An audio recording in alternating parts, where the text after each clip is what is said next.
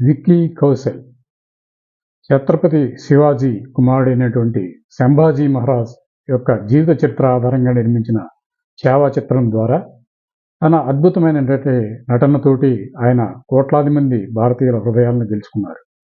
విభిన్నమైనటువంటి కథాంశాలతో నిర్మించే పరభాషా చిత్రాలు ఏమాత్రం కొంచెం బాగున్నా కూడా వాటిని సూపర్ హిట్ చేస్తూ ఆదరించే మన తెలుగు ప్రేక్షకుల యొక్క కోరిక మేరకు ఆ ఛావా సినిమాని తెలుగులో రిలీజ్ చేయడం జరిగింది.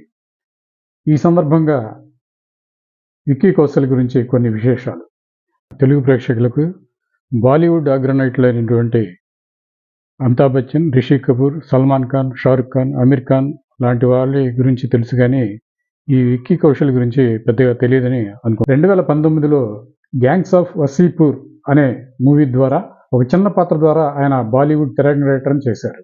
ఆ తర్వాత తాను ప్రధాన పాత్రధారిగా మాసాన్ అనే చిత్రం ద్వారా గుర్తింపు పొందారు. తరువాత ఆయన రామన్, రాఘవ్ అనే చిత్రాల్లో నటించిన ఆయనకు మంచి గుర్తింపు తెచ్చిన చిత్రాలు రాజీ అండ్ సంజు. సంజులో ఆయన నటనకు గాను బెస్ట్ సపోర్టింగ్ యాక్టర్గా ఫిల్మ్ఫేర్ అవార్డు లభించింది.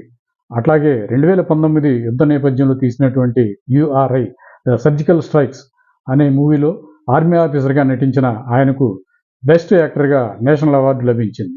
అట్లాగే సర్దార్ ఉద్దామ్ సింగ్ బయోపిక్ సర్దార్ ఉద్దాంలో ఆయన నటనకు గాను best actor Filmfare critics award లభించింది. కానీ ఆయనకు కమర్షియల్ హిట్స్ మాత్రము జరా హట్కే, జరా బచ్కే, శామ్ బహదూర్, డుంకీ సినిమాలతో మాత్రమే లభించింది.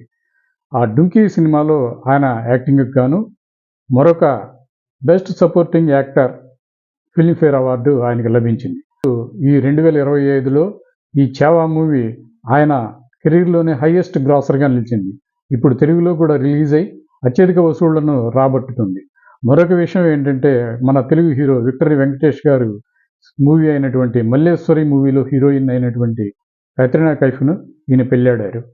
ఈ ఛావా మూవీని తెలుగులో ఎంతమంది చూశారో కామెంట్ చేయండి.